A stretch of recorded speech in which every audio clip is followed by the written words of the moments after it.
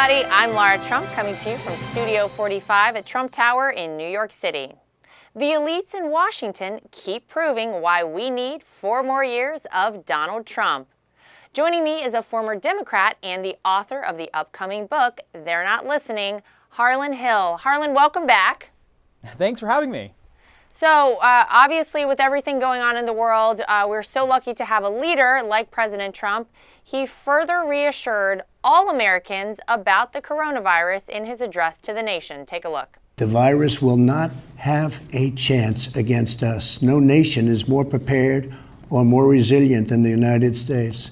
We have the best economy, the most advanced health care, and the most talented doctors, scientists, and researchers anywhere in the world.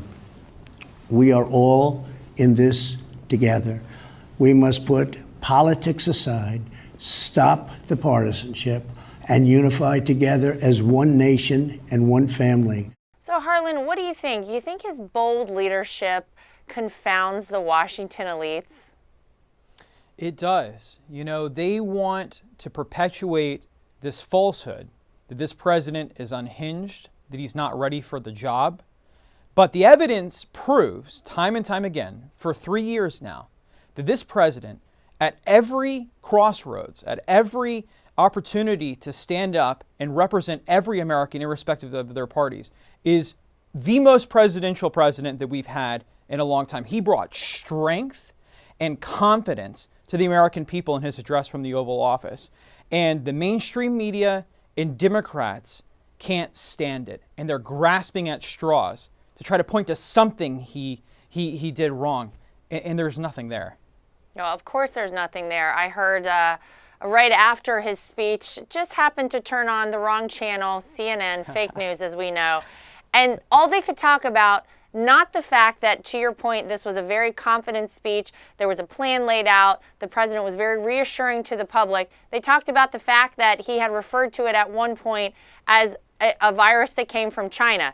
Guess what, folks? It came from China. They're so desperate. It's so crazy, which is probably, Harlan, why you wrote a book that you soon have coming out called They're Not Listening, How the Elites Created the Nationalist Populist Revolution, coming out in June. Tell me about it. Why'd you write this book? Because the Democrats and the media never let facts get in the way of their propaganda. Yep. For years, the heartland of America was being gutted by illegal immigration driving down wages. They denied that in the heartland, that the exportation of American jobs and American manufacturing to China had any long-term effect. They said, oh, your TVs are cheaper now, blah, blah, blah.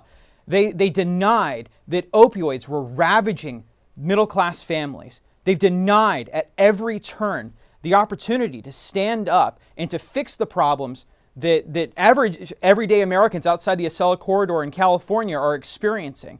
And this president identified it in 2016. And that's what the book's about. We're trying to give a voice to the people that haven't been heard because the elites on the coast in this country haven't been listening for decades.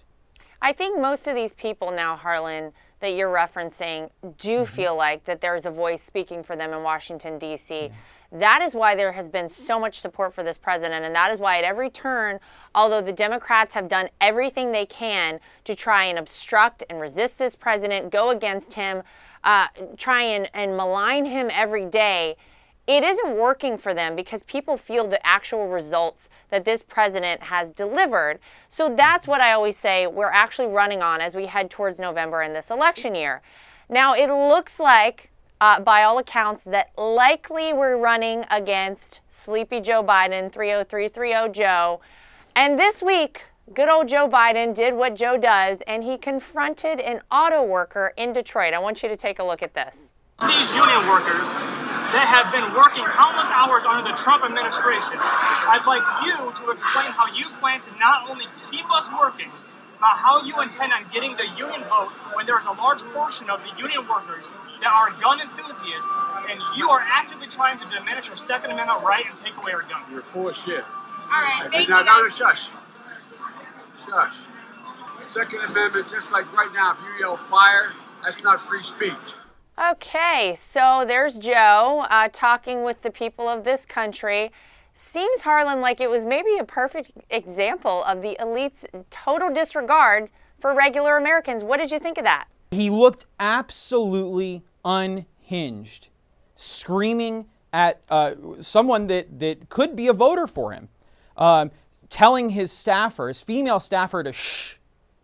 If a Republican did that, if President Trump shushed a staffer and then challenged a voter to go outside and fight, what can you imagine what Don Lemon and the rest of the losers on CNN would be saying? It'd be wall-to-wall coverage. This, meanwhile, on MSNBC, they cut all of those offensive parts out of that clip when they aired it. It's ridiculous. That is true. Well, it certainly will be an interesting rest of this year coming up. Harlan, always appreciate getting your thoughts. Thanks so much for being with us. Thank you. Just like in 2016, the election of 2020 will be a rebuke of the Washington elite from hardworking men and women all across America. That's the real news for today. If you'd like to get involved with Team Trump, go to DonaldJTrump.com or text Trump to 88022 to join our winning team. I'm Laura Trump from Studio 45 at Trump Tower in New York City. Thanks for joining us, everybody.